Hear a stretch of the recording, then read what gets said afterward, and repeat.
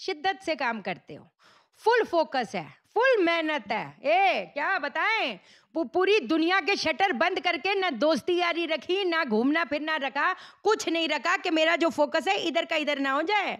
मैं मेहनत करूं मेहनत करूं मेहनत करूं। अच्छा जी, मेहनत तो करे, 5 साल करे, छोटे से कर रहे हैं।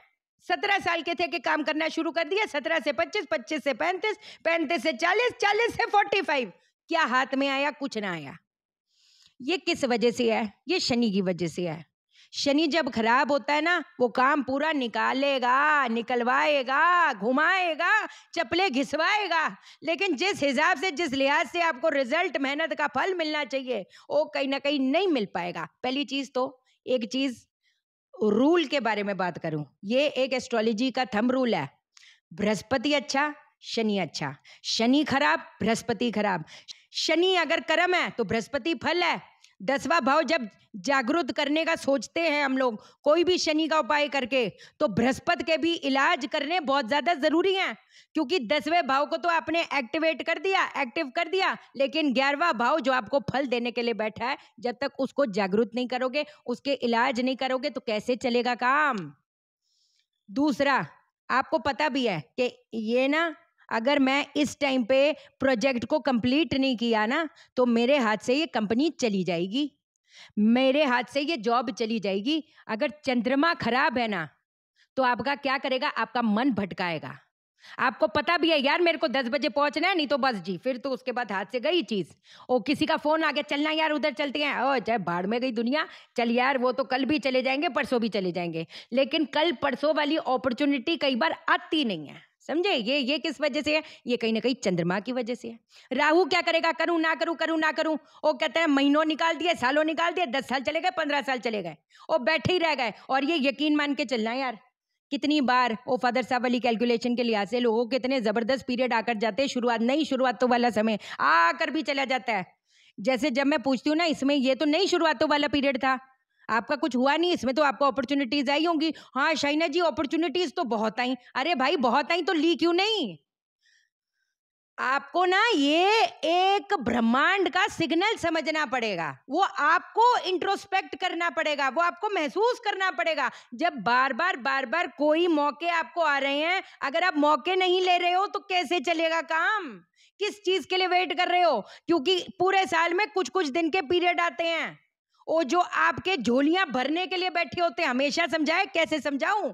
कोई भी पॉजिटिव दशा, कोई भी पॉजिटिव प्लेनेट, कोई भी पॉजिटिव दशा पूरी तरीके से पॉजिटिव नहीं होती और पूरी तरीके से नेगेटिव नहीं होती। पूरे साल में कुछ कुछ दिन ऐसे आते हैं, जो जा ले जा, जो लेना ले जा। जो बंटा धार वाला पीरियड भी होता है ना यार पाशा लोग, उसमें से भी कुछ कुछ दिन आते हैं जब हमारे वारे न्यारे हो सकते, चलो यहाँ से वहां नहीं पहुंचे और राजा ना बन गए, लेकिन फिर भी अपनी जो चीजें उसको प्रोटेक्ट, सेफ साइड तो करके चल सकते थे, नहीं किया।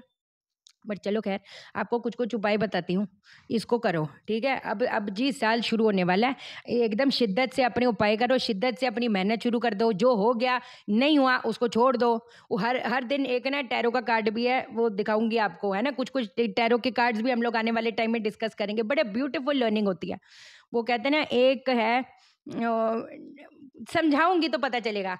मतलब कहने का मकसद उस कार्ड का ये है कि ऊपर वाला ना हर दिन अपने को नई अपॉर्चुनिटी देता है, लेकिन हम क्या करते हैं, पास्ट चीज को होल्ड करके वो जो नई अपॉर्चुनिटी है वो एकदम गंदे नाले में जाती जाती है ना।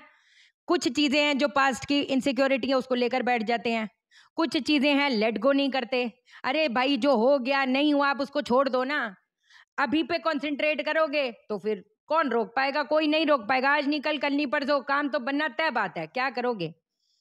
आपने क्या करना है, थोड़ा सा जो सुरमा होता है ना, सुरमा, सुरमा को दबाना शुरू कर दो, गाड़ना शुरू कर दो। कभी शनिवार से लेकर रोज थोड़ा थोड़ा कर सकते हो। 43 डेज की साइकिल कर लो। अगर चलो 43 डेज की साइकिल नहीं हो सकती ड्यू टू एनी रीजन, तो शनिवार को सूर्यास्त के बाद तो आपने ये सुरमा दबाना ही है, गाड़ना ही है। इस चीज का ध्यान देना। लेकिन ये वाला जो कर्म होएगा, ये कब होएगा? सूर्य उदय के बाद।